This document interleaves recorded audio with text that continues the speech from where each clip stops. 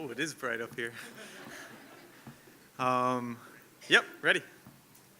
Okay, my story is about to start. There we go. Yeah, my story starts a few years back. I decided I wanted to learn more about making lambic and barrel fermenting. So I filled a barrel in my basement. And it was through that project that I got connected with Mark at OSO, and we started brewing commercially, making lambic. And since then, I've worked with a number of breweries in the Midwest, and I've got a warehouse here in Madison as of this year, and I'm starting to build up a barrel stock. So it kind of took flight. A little bit about fermentation in general. There's 4 families of microbes that we talk about, 2 yeast and 2 bacteria. 99.9% of the beer that you've had or that's out there is 100% Saccharomyces, and that's clean beer. When a beer is called a wild beer, it means that it's incorporating one of the other 3 families. Brettanomyces is the wild yeast that you've hopefully have heard about. Wild beer is a overarching category. There's a lot of styles of beer that are in this wild category. Some of them are old traditional styles. Some of them are new, mostly American inventions of beers.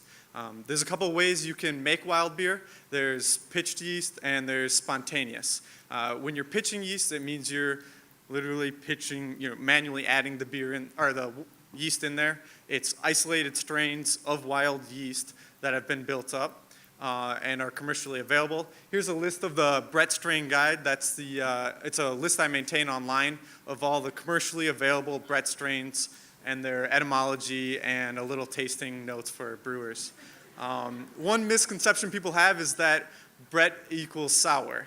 And a beer is only sour if bacteria is in it, so those other 2 families. You can have a clean beer, not a sour beer, and it still be wild because it's all Brett fermentation. The other way you can make wild beer is through spontaneous fermentation, and this is a cool ship. This is my cool ship. His name's Pierre. And you put the hot wort after the boil into Pierre, and it sits overnight and picks up all the yeast floating around in the air. It's not a hard science. You're not adding individual isolates, so you don't really know what you're getting. You don't know the flavor profile necessarily in the fermentation schedule, so it's a little risky. But it does work because you only do cool shipping in the winter months, and that's because the bacterial counts are low, and you're not risking as highly that your beer is going to spoil before it starts fermenting. After the cool ship, it goes into oak barrels. And in the oak barrel, it starts fermenting and foaming over. You can see it can get pretty messy. Whoa. Otherwise, I rigged up some pipes this year, got smart about it, and tried to contain the mess. Inside those barrels, there's a lot going on over the 2-3 year aging period. There's different stages almost to different yeast and different bacteria, and there's almost this checks and balances going on. The reason we use oak barrels is because oak is porous and it provides a home for the microbes to live in. It also allows microoxidation to enter into the beer over the long aging period and feed the yeast. There is a lot of challenges in making lambic, especially here in the US. The biggest one is building a barrel stock, and this is kind of what I'm going about right now, is building this barrel stock. When a beer takes 2 to 3 years to age, it means you're doing the same process for 2 to 3 years without any product ready. The other thing is you need it to be good. There's no shortcuts in lambic, and if a barrel is going a little vinegary, you just dump it. That's the big off flavor you can't have.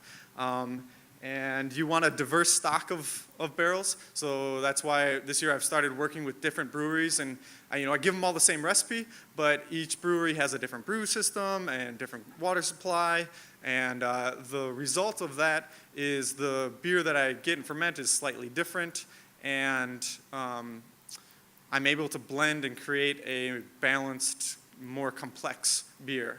Lambic is my focus.